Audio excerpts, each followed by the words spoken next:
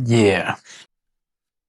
Welcome back to Peak Speed Lab 164, where gravity and mass meet friction, and the ramp decides who wins or the results. We'll go that way as well.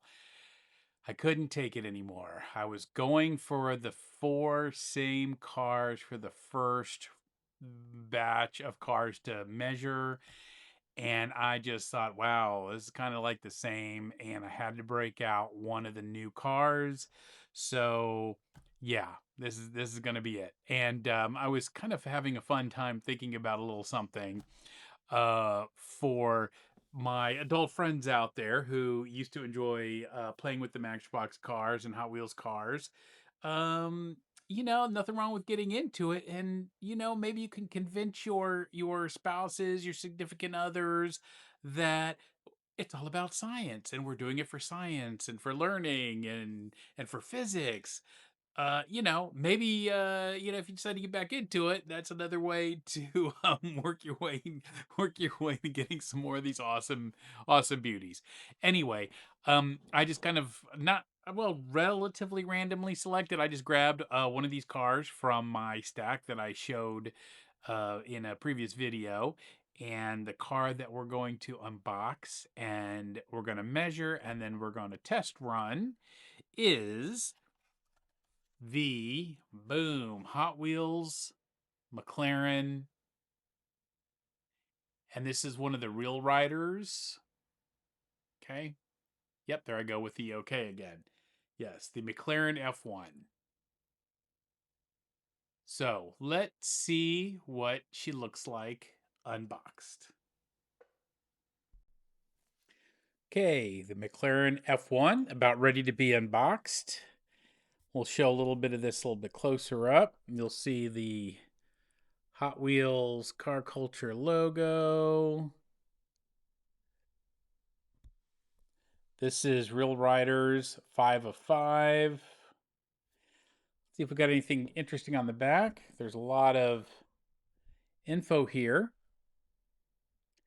Shows the 5 cars that come in this set.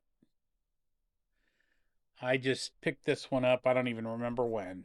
So, well, let's see what we can do with this car. I'm thinking blister pack first. I know John Racer 3, if you ever check him out, JR3 Garage, John Racer 3 Garage, he does sometimes a speed test with how quickly he can unbox these blister packs.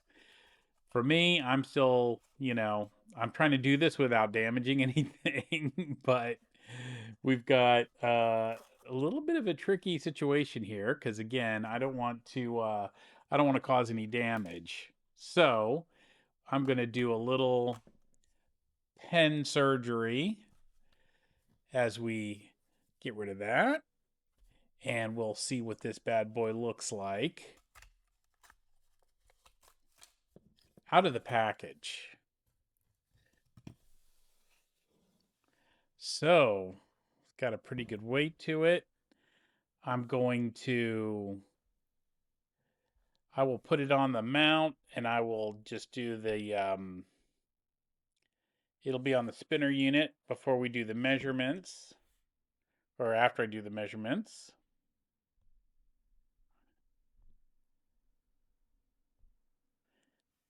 We got the showing you all sides. Let's see what we have here in the back, or excuse me, underneath. That's upside down, so we'll go this way. This one, the TO4, it's got a pretty good weight to it for anybody who wants to see this. Really, really kind of a cool color, but wow, that feels gorgeous. Okay, so what we'll do, I'm going to take these measurements, then we'll put it on the spinner for a bit, and then we'll do the warm ups and test runs. Okay, so relax, take a little bit of a quick break, not long because of course I'm going to be back instantly. It'll feel like a little bit while for me, but that's only because I'm going to be doing these measurements. And so anyway, We'll see how it goes. Oh my goodness, look at that car. It looks fast sitting still, doesn't it? All right, we'll be back. Okay, we've got the first warm-up run of the McLaren F1 Hot Wheels Real Rider, and we're going to see how these go. I'm going to keep a track on the fastest track time or lap time for the short form drag strip. We're doing the usual. Going to be heading down that way, and then we'll do the 10 official test runs. So maiden voyage for the real riders.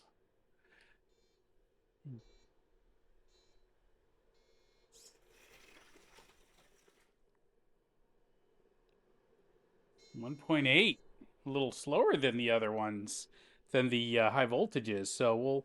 But again, this is just the uh, warm up run. So we'll track it and see how she does.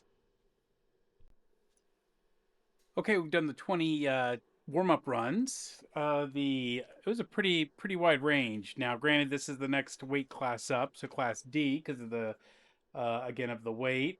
But the fastest lap time for the warm up was 1.8 seconds. Slowest was 1.89 seconds. So we're about to do the 10 official lap runs. We'll average those out. We'll see what we end up with this McLaren F1. Okay, lap one official.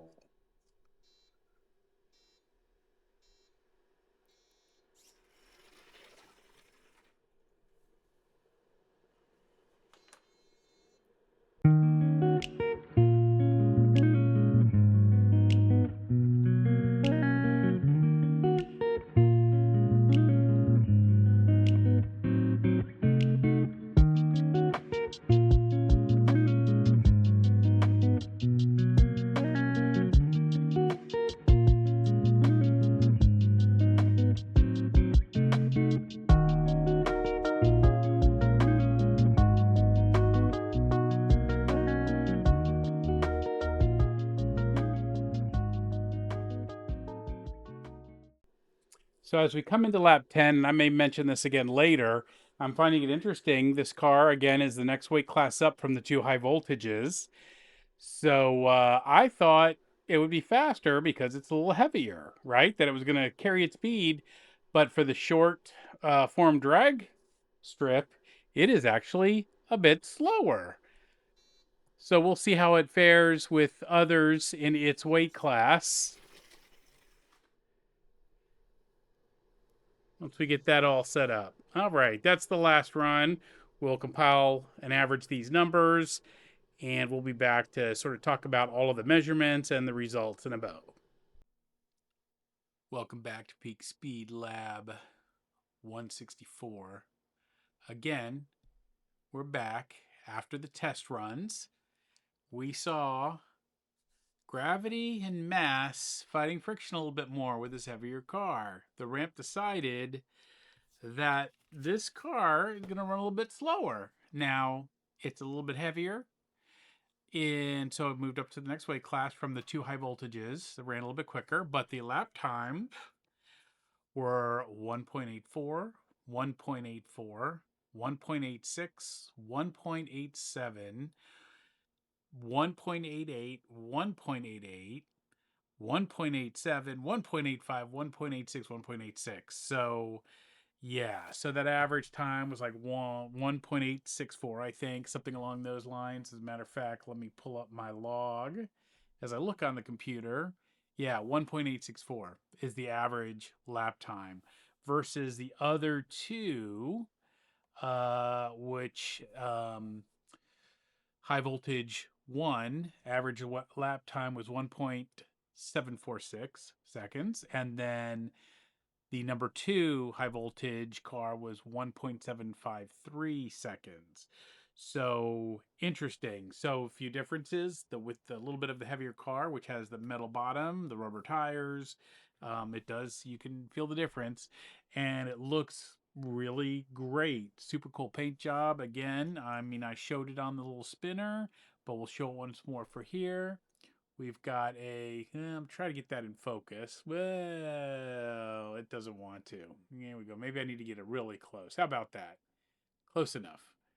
But it has this like purple, dark purple, almost maroon sparkle, and it feels great. Now, it'll be interesting to see how it performs on later courses because with the weight, it might carry its energy further than some of these other cars. But for the short form drag strip, a little bit slower. Again, different weight class, so that's okay. We'll see how it performs against other vehicles in its weight class as we continue to move through the pile here, which I showed in a previous video. Um, I don't think that there's anything else much to talk about. Track was still the same with the geometry. Temperature is still relatively close. Track temp still relatively close. Humidity still relatively close. So right now we're pretty good about apples to apples as far as the measurements go, and even with the results. Now the other thing I did notice with this one, the lap times were a bit more of a variance than with the high voltages as well. So again, is it because of the weight? Is it because maybe the tire situation? We don't really know yet. We'll see how things pan out when we have other vehicles with the same sort of setup, same weight class, and all of that. So in until then, I'm thinking that pretty much wraps it up for today. I'm looking forward to running some more cars, but like I said, I couldn't wait. I had to do something different than the high voltage than another high voltage. We want to make this exciting. If there's anything else that you want to see, like I said, I got a boatload of cars here in piles. I've got what, one, two, three bags, a box, plus the piles. So we'll get through these. I don't know if I'm going to be doing these every day yet. I may do that because there are going to be a lot of cars to get through, and I kind of want to start moving from the short form drag strip to the 1/64 scale drag strip that I'm in the process of building.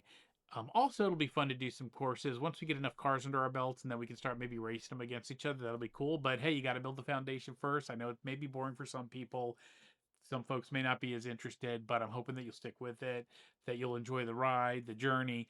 And again, I'm happy to have any kind of feedback, any kind of discussions that anybody wants to have about the tools that I'm using, the instruments, the vehicles, how I'm choosing them, the metrics that I've put together, and some of the plans maybe that I have down the road as we move forward. Anyway, again, this is Strick for Peak Speed Lab 164, where gravity and mass meet friction, and the ramp the results, decides who wins. We saw that again today.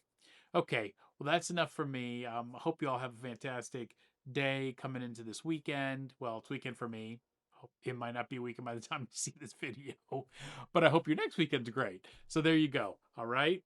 Hey, this is run number 3. So we're going to say we'll catch you next time. All right. Cheers, everybody.